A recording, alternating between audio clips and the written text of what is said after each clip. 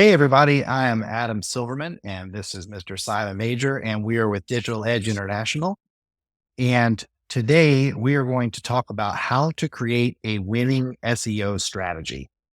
So, in order to talk about how to create one, I think we need to first kind of talk about what is a winning SEO strategy. So, the core purpose or objective of an SEO strategy is to position your services or products at the top of the SERPs. Simon, do you want to explain what the SERP is?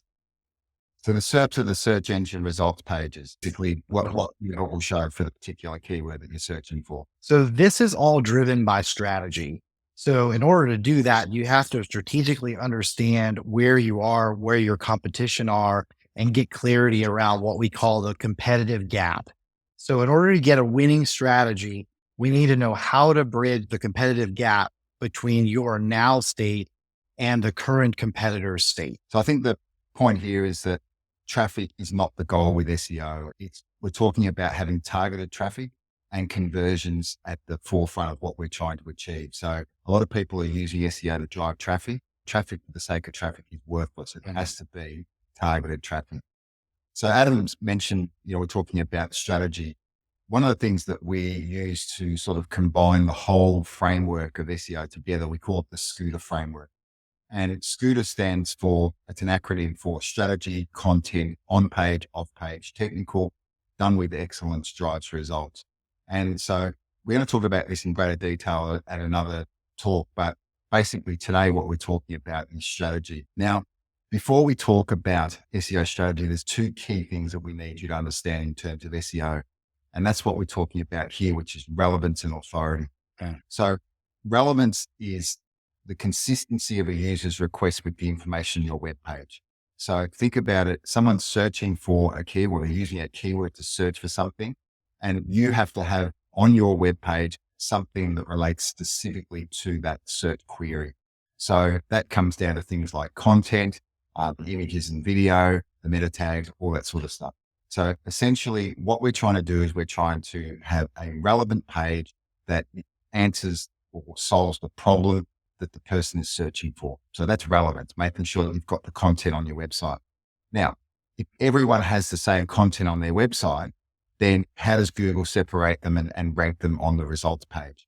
That comes down to authority.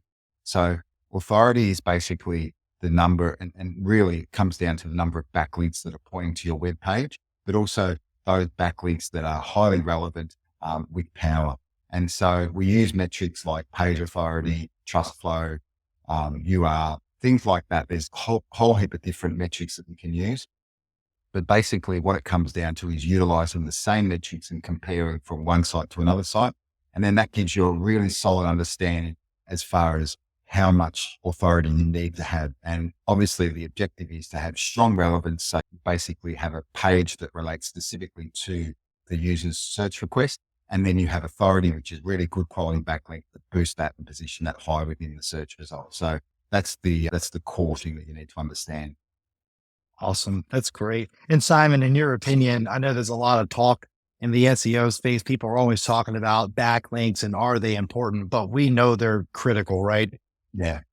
100%. So, I mean, look, the thing is that I have never seen a result. And look, you do see it with things like exact match domains where they basically still have greater power than a URL without an exact match. But I've never really seen a highly competitive keyword ranking on a web page that doesn't have authority. And that's the bottom line, is that content is great and content builds the relevance on your page. And that's all really important. But the ability for a page to rank is very much intertwined into its authority score. So yeah, I haven't seen a page rank without strong authority in a competitive space. Yeah, that's a great point. The competitiveness of the space definitely is a factor. Yeah. So thinking about then, the next thing to talk about then is, in order to be successful, we have to know what our target is, right? So, when we're doing campaigns with clients, the big thing is figuring out what's your primary goal? What is it that you ultimately want to achieve? Because we've kind of talked about it, but if the answer is just traffic, it's not very helpful, right? It's just like generic Right. traffic is not really ever a great goal. So we want to get down to what is it that we're actually selling? And so being clear about what you sell and what you ultimately want the SEO campaign to do for your business is really important. You can't do everything, right? We have to narrow our focus into what actually are we trying to get people to buy from us. And then at the end of the day, you have to understand what your product or service generates as far as margins go. I can't tell you how many times people have come and said, well, we want to do SEO. And when it gets down to it, the cost of bringing traffic to their site against their margins just made no sense, right? Because they never stop to Yeah. think about, are we actually going to make money by selling this thing? If we're running a campaign to bring people here, is this going to actually turn into, a good product margin? So that's really Sure. important to think about. The other thing, Adam, here that's really important is that a lot of people come in and say, oh, how many keywords do I get with my campaign? Yeah. And they'll say the other people are offering me 30 keywords or whatever. And I typically bring that back and say, if someone has a focus of 30 keywords and they're trying to create relevance and authority on 30 different pages for 30 different products, they're really not doing you a good service. Yeah. What you want to do is you want to focus on the core aspects of your business that are likely to bring in the biggest profit margin for you. So typically when we run a campaign, we're using between 3 to 5 keyword themes.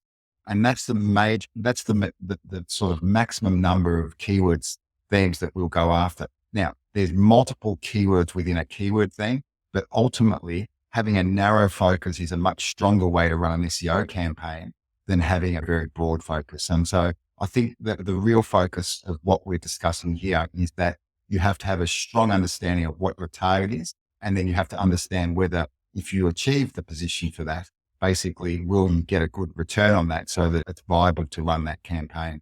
Yeah, that's awesome. And it kind of brings us into the Yeah. next point of where do you start, right? And in order to really get started with SEO, it always boils down to the keyword research. So that's the primary thing that we have to do as a search engine agency. We have to figure out, what people are searching for. And a lot of people make the mistake of thinking, well, it's whatever Google says has the most searches. And that's not always the best way to go. We were just speaking to a potential client today. And we were talking about how, some searches are people just looking for general information, right? It's not bad to show up for those, but really we're interested in showing up for the ones that have strong relevance to your products and services. And we're looking for the words or the keywords that are most likely to drive a conversion, right? We don't want just Yeah. general, yay, we've got lots of traffic. That's cool. But what we're really looking for is, the difference between somebody searching for landscaping, that could be like, what is landscaping or how do I do my own landscaping? But if they're looking for a landscaping company, then it's most likely that they're looking to hire and pay a landscaping company. So it's a much Yeah. better search. 100%. Yeah. And so I think that the bottom line is that what we need to do is we need to understand once we've got our keyword research, once we've got that strong intent, we know the volume is strong. Who else is out there looking for that keyword as well? Because they're your competition and they're the ones we have to beat. So basically what we do, we use a tool that we've created ourselves that allows us to understand these numbers. But essentially what you want to do is, your keyword, what's the strongest relevance for that particular keyword and what's going to give you a good conversion. So who else is ranking for the keyword? What's their relative authority?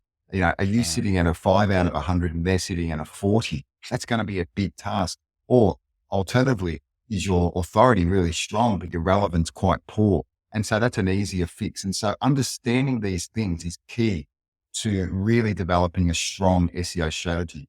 And so there's a whole heap of other questions you need to ask. You need to look at the content. You need to look at whether the keywords are clearly defined. You need to look at whether you've got separate pages for those different keywords. Piling all of your keywords onto one page. We see this a lot in healthcare where a practitioner will put in their conditions that they manage, but they'll put them all on the same page instead of having a separate page for each condition. And so what we basically want to do is we want to get to understand who is actually vying for the same keyword and what their relative strength is. And this is a really important consideration. Once we understand this, then we know the relative competitive gap. We know if the website needs restructuring. We know if the content needs updating. We know if they need to build more authority we know everything that we need. And the most important thing is we know the workload that's required. So whenever we're looking at an SEO campaign, we want to understand that before we go back to the client and we actually say to them, hey, this is what's required in order to get this campaign moving. And this is how long it's going to take. And understanding that is our due diligence. And it basically allows us to develop a strategy that is very carefully structured and allows us to build the right sort of, framework with which we can actually win for that particular keyword set. I think that's the important thing. We don't just go in blindly looking for, doing a keyword that has volume, but no intent.